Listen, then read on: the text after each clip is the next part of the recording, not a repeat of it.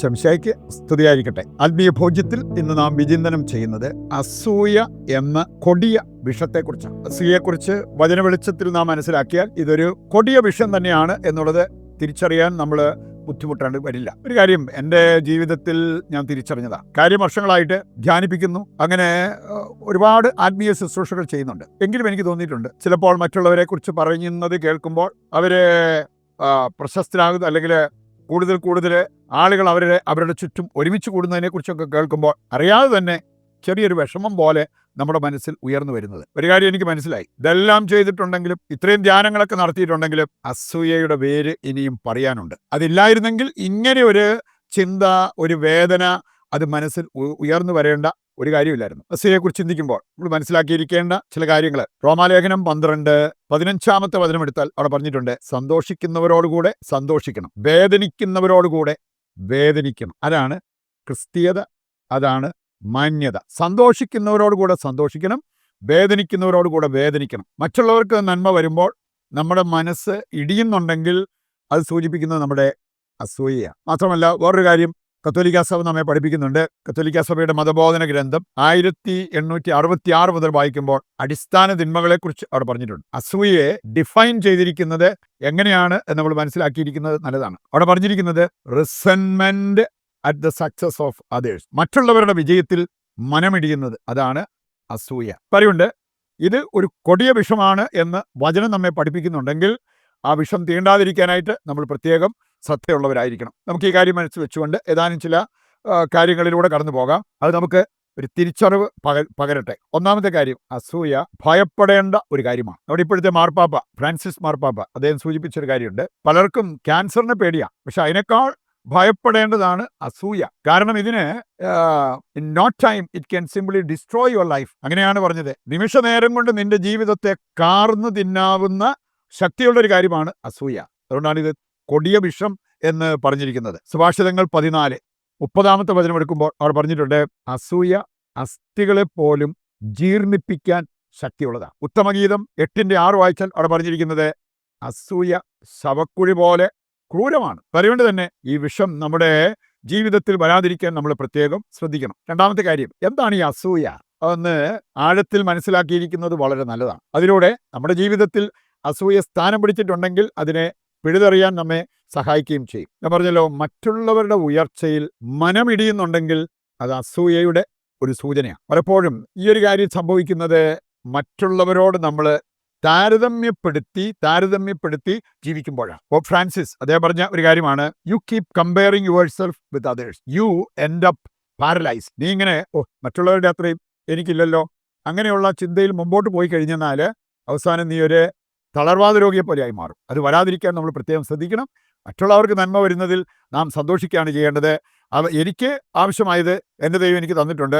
മറ്റുള്ളവർക്ക് കൂടുതലോ കുറവോ എങ്ങനെയാണെന്ന് പറഞ്ഞാലും അത് എന്നെ ബാധിക്കാതിരിക്കാൻ ഞാൻ പ്രത്യേകം ശ്രദ്ധിക്കണം. നമ്മളൊക്കെ സാധാരണ പറയാറുള്ളൊരു കാര്യമാണ്, ലവ് ഈസ് ബ്ലൈൻഡ്, സ്നേഹം അന്ധമാണ്. ചെറിയാനും പറഞ്ഞിരിക്കുന്നത് സ്നേഹമല്ല അന്ധമെന്ന് പറയേണ്ടത്, അസൂയയാണ് അന്ധമെന്ന് പറയേണ്ടത്. കാരണം ഈ അസൂയ ഉള്ളവര് പ്രകാശത്തിലേക്ക് വന്നിട്ടില്ല, അവര് അന്ധതയിലാണ്, അന്ധകാരത്തിലാണ് എന്നുള്ള ആ ഒരു യാഥാർത്ഥ്യം നമ്മൾ തിരിച്ചറിയണം. മറ്റൊരു കാര്യം പറഞ്ഞിരിക്കുന്നത്, നമ്മുടെ ആത്മാവിനെ ബാധിക്കുന്ന ഒരു കുഷ്ഠമായിട്ടോ അല്ലെങ്കിൽ ഒരു മഞ്ഞപ്പിത്തമായിട്ടോ നമുക്ക് കാണാൻ പറ്റണം ഈ അസൂയയെ. അസൂയ നമ്മുടെ ആത്മാവിനെ ബാധിക്കുന്ന ഒരു കുഷ്ഠമാണ്. അങ്ങനെയാണ് നമ്മൾ ഇതിനെ കാണേണ്ടത് എന്ന് വീണ്ടും നമുക്ക് കാണാൻ സാധിക്കും.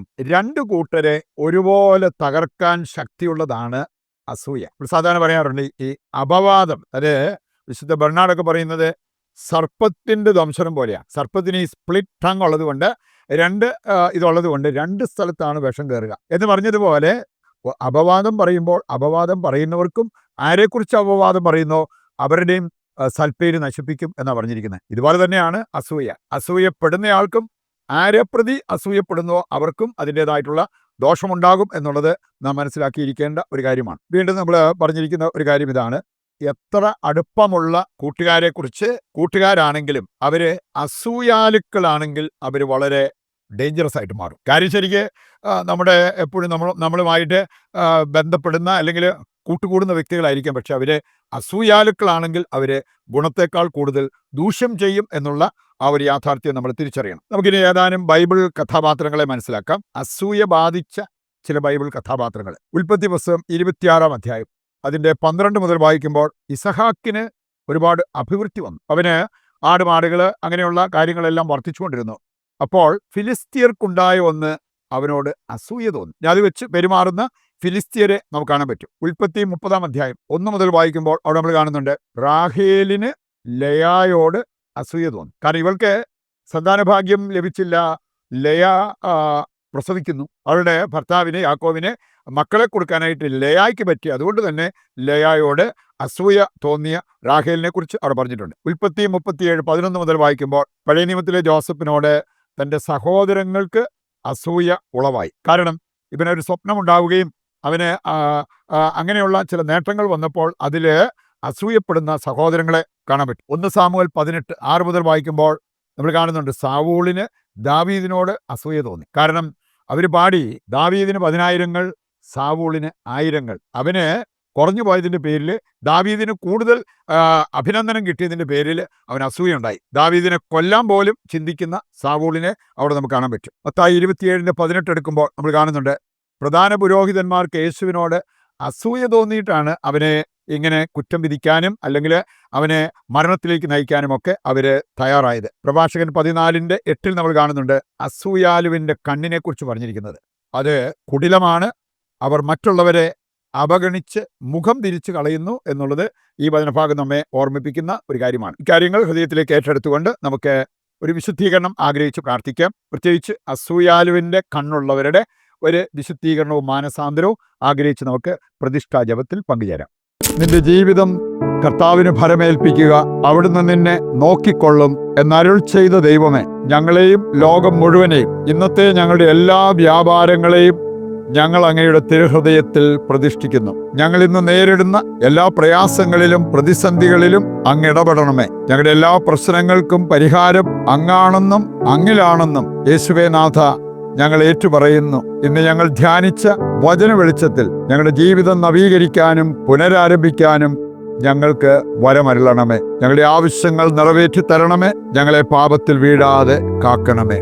ആമേൻ. ഇന്നത്തെ നമ്മുടെ എല്ലാ ആവശ്യങ്ങളെയും കർത്താവിന്റെ കരങ്ങളിൽ ഏൽപ്പിച്ചുകൊണ്ട് താഴ്ന്ന സ്വരത്തിൽ ദൈവത്തെ സ്തുതിച്ചുകൊണ്ട് ദിവ്യകാരുണ്യത്തിന്റെ ആശീർവാദം സ്വീകരിക്കുവാൻ നമുക്ക് ഒരുങ്ങാം. യേശുവേ നന്ദി. Hallelujah, hallelujah, hallelujah, hallelujah. കർത്താവേ ഞങ്ങളെ ഏറ്റെടുക്കണമേ. ഞങ്ങളുടെ എല്ലാ ആവശ്യങ്ങളും ഏറ്റെടുത്ത് അതെല്ലാം നിറവേറ്റി തരണമേ. യേശുവേ നന്ദി, യേശുവേ സ്തുതി.